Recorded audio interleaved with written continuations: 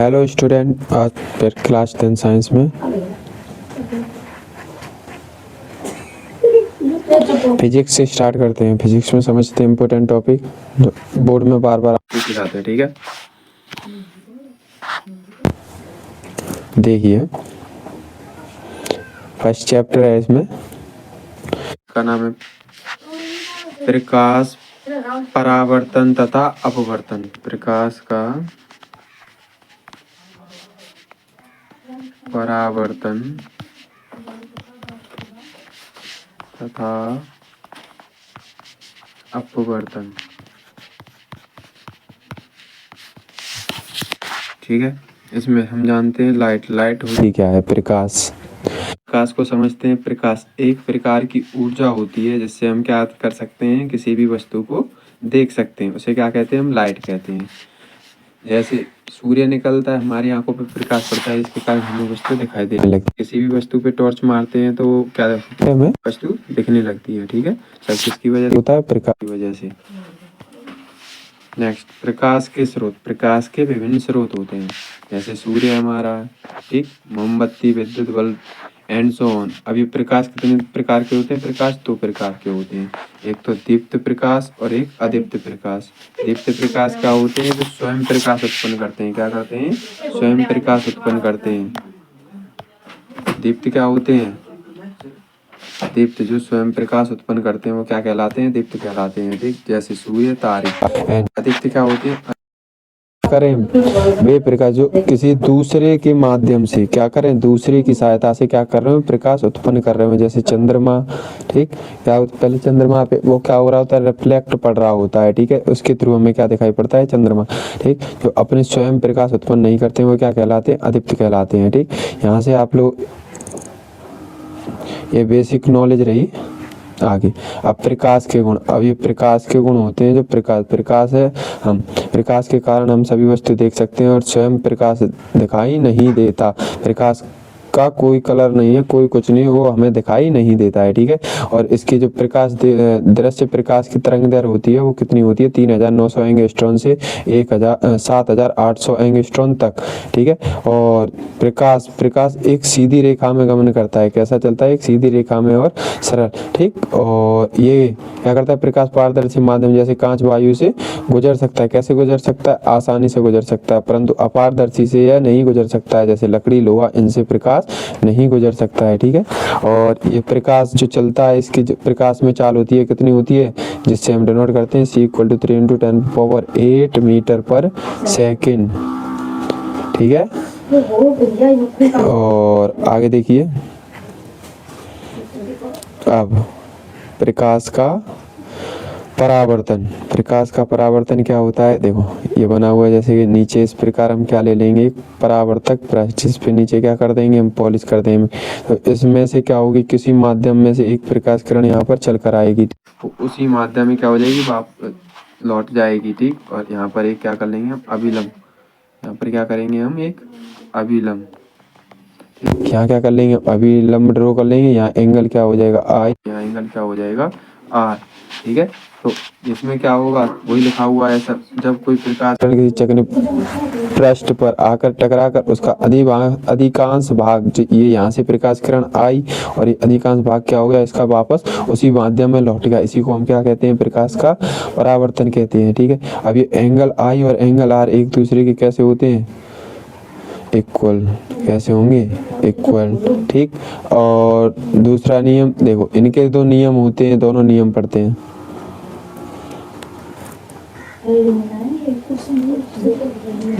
देखिए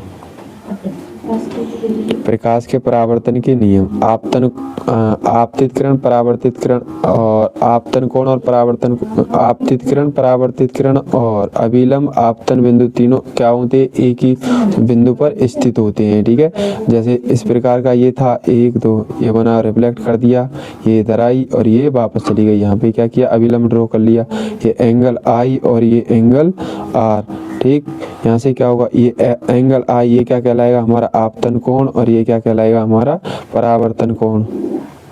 ये आपतन कोण और परावर्तन कोण, आपतन कोण और परावर्तन कोण कैसे होते हैं, बराबर। ये दूसरा नियम हो जाएगा। अब ये आ रही है जो आपतित किरण है वो जा रही है, परावर्तित किरण है, ठीक। और ये क्या है, अभिलंब, और जहाँ पर ये मिल रहे हैं सभी उसको क्या कहेंगे हम, आपतन बिंदु। तो ये सब क्या होते हैं, एक ही पॉइंट पर स्थित होते हैं, ठीक है। ये हो गए इनके दोनों नियम।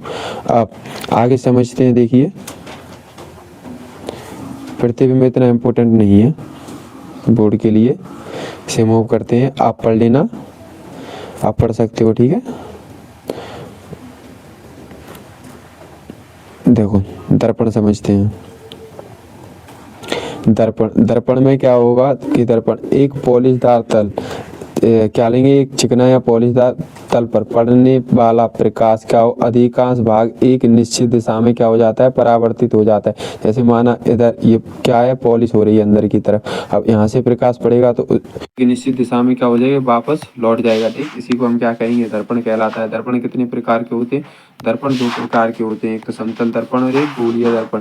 समतल दर्पण क्या होते हैं, प्लेन मिरर। प्लेन मिरर क्या होंगे, तो कांच की समतल प्लेट के पृष्ठ पर क्या हो, एक और क्या करते हैं हम, कलाई करते हैं, दूसरी ओर क्या बना दें, परावर्तक पृष्ठ बना दें, तो इसको क्या कहेंगे हम, समतल दर्पण। जैसे कि अलमारी आती है उनमें लगा हुआ आता है, एक तरफ पॉलिश कर दी जाती है और दूसरी तरफ हम देख सकते हैं।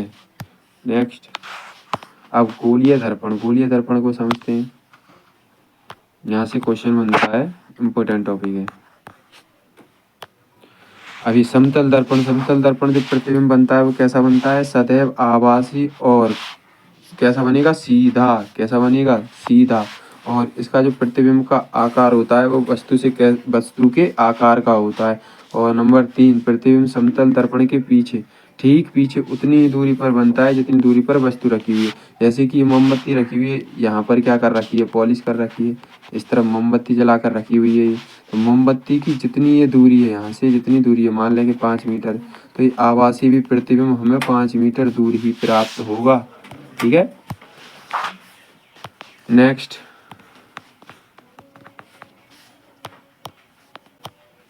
समतल दर्पण से बना प्रतिबिंब समतल परावर्तित होता है या वस्तु बायां भाग प्रतिबिंब के बाईं और वस्तु के दाईं ओर। देखते हैं कि लेफ्ट हैंड राइट की तरफ लगता है, राइट हैंड लेफ्ट की तरफ मालूम पड़ता है। चीजें क्या होती हैं, दूसरे बदल जाती हैं, इधर से उधर, लेफ्ट की तरफ, लेफ्ट से राइट की तरफ, ठीक है। ये समतल दर्पण की कंडीशन हो गई। नेक्स्ट, अब गोलीय दर्पण। गोलीय दर्पण में क्या लेंगे, एक गोला होगा, अब इस गोले को बीच में से क्या कर देंगे, हम काट देंगे, ठीक। उनमें से जो दर्पण बनेंगे उन पे चर्चा करेंगे, ठीक। गोलीय दर्पण, तो गोलीय दर्पण क्या होता है, कांच का एक खोखला गोला होता है, बताया ये कांच का एक खोखला गोला है। इसके क्या होगी, जो दबा हुआ तल है, इसके दबे हुए तल पर अंदर की ओर क्या कर दिया हमने, पॉलिश कर दी थी, तो इसी को क्या कहते हैं हम, गोलीय दर्पण कहते हैं। ये तो गोलीय दर्पण की बात हो गई।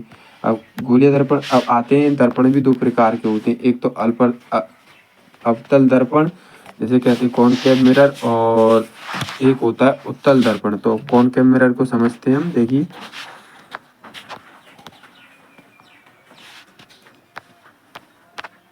तो कॉनकेव मिरर क्या होते हैं, जो गोले का एक पृष्ठ होता है उसके बाहरी और क्या करते हैं हम, पॉलिश करते हैं, और अंदर का पृष्ठ कैसा बनाते हैं, परावर्तक, अर्थात उसे ऐसे ही छोड़ते हैं। तब उस पर कोई भी प्रकाश किरण भेजेंगे तो वो रिफ्लेक्ट होके वापस जिधर से जा रही होगी, जितने एंगल से, उसमें पढ़कर क्या होगी, वापस आ जाएगी। तो क्या कर रहे हैं, इसमें उभरे हुए तल पर क्या कर दी, पॉलिश कर दी, और अंदर का पृष्ठ कैसा छोड़ दे, परावर्तक, अर्थात जिससे क्या हो, प्रकाश पड़कर वापस आ सके, ठीक है।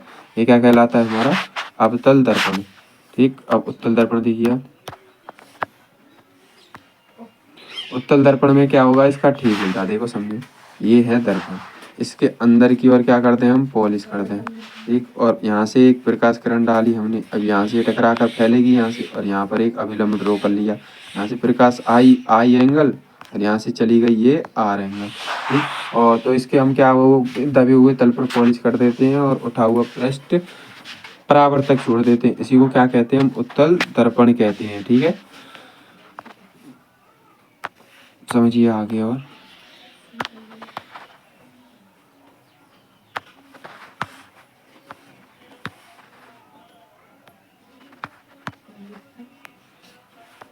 देखो यहाँ से मोस्ट इम्पोर्टेंट, टॉपिक है, यहाँ से हर बार क्वेश्चन पूछता है अपना।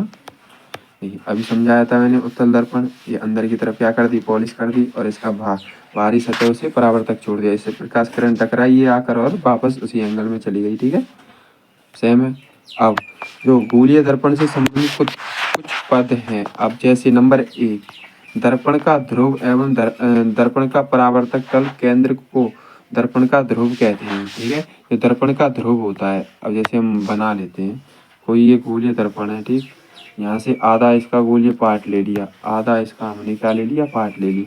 अब यहाँ पे इन दोनों के बीच ही M1 मान लें और ये M2 मान लें, इनके जो बीच, इसी को क्या कहेंगे हम, पोल कहेंगे। क्या कह रहे होंगे, ध्रुव कह रहे। तो दर्पण का ध्रुव एवं दर्पण परावर्तक तल के केंद्र को क्या कहेंगे हम, दर्पण का ध्रुव कहते हैं। ठीक है, ये इतना हो गया। और अब कह रहा है वक्रता केंद्र, वक्रता केंद्र। अब जैसे ये पूरा गोला है, गोले के बीच में यहाँ सेंटर पे क्या होगा, कर्वेचर, इसको हम क्या कहेंगे, वक्रता केंद्र। अब खोखले, अब गोला होगा, गोला तो खोखला होगा, ठीक, कांच का। अब खोखले भाग का जो केंद्र होगा उसी को हम क्या कहेंगे, वक्रता केंद्र कहेंगे। इसे किससे डिनोट करेंगे, सी से। यहाँ पर आ गई, ठीक। और इसको करते हैं हम रफ।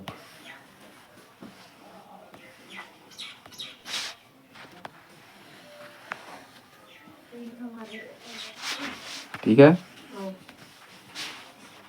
अब देखो समझो। नेक्स्ट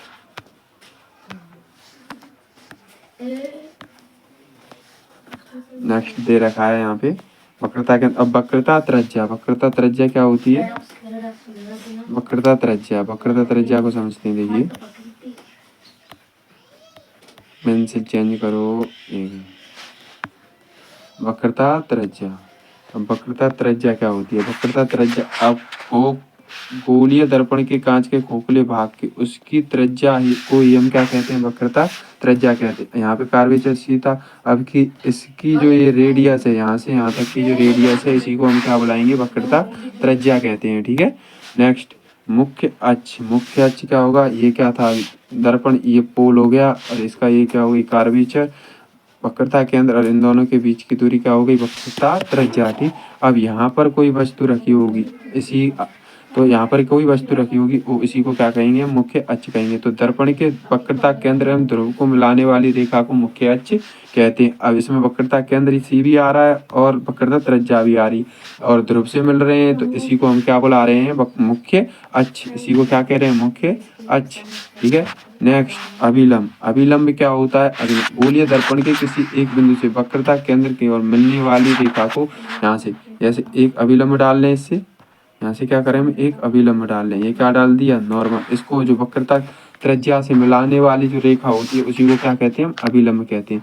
अब दर्पण का द्वारक, दर्पण का द्वारक, दर्पण का द्वारक, दर्पण के परावर्तक तल के व्यास को द्वारक कहते हैं। अब इसका जो व्यास है ये क्या हो गई, रेडियस हो गई, इसकी त्रिज्या हो गई। अब इसका आधा ही क्या कहलाएगा, इसके आधे भाग को हम क्या कहेंगे, इतने वाले को व्यास कहेंगे। ठीक, इसका क्या कहेंगे, हम द्वारक कहेंगे। और देखिए जैसा कि इसमें सारे पॉइंट दे रखे हैं, ये पूरा एक गोला है, बताया था मैंने, गोला है।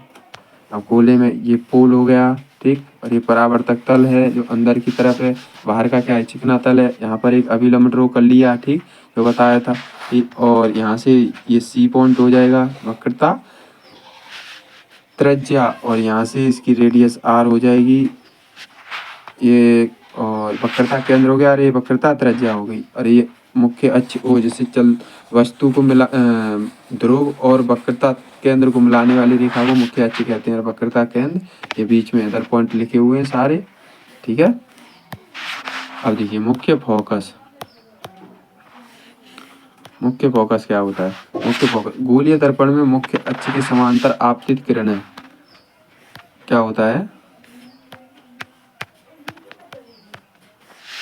गोलीय दर्पण में मुख्य अक्ष के समांतर आपतित किरणें परावर्तन के पश्चात मुख्य अक्ष के जिस से होकर गुजरती हैं या आती हुई प्रतीत होती है। ये क्या कह रहा है, गोलीय दर्पण के मुख्य अक्ष के समांतर आपतित किरणें परावर्तन के पश्चात, परावर्तन के पश्चात। ठीक, अब यहाँ से मान लें कि इस पे प्रकाश डाला, प्रकाश डालने के बाद अभी इधर से इस तरफ जा रही या इस तरफ आती हुई हमें क्या होंगी, ये प्रतीत होंगी। इसी को हम क्या कहेंगे, इसका मुख्य फोकस कहते हैं। ठीक है, और देखिए अब फोकस दूरी, यहाँ से हर बार न्यूमेरिकल आता है आप लोगों के लिए, या तो ऑप्शन पूछ लेगा या तो आपसे न्यूमेरिकल में सूत्र पूछ लेगा। तो फोकस दूरी होती है दर्पण की, जो फोकस दूरी होती है वो क्या होती है, बीच की दूरी जो होती है।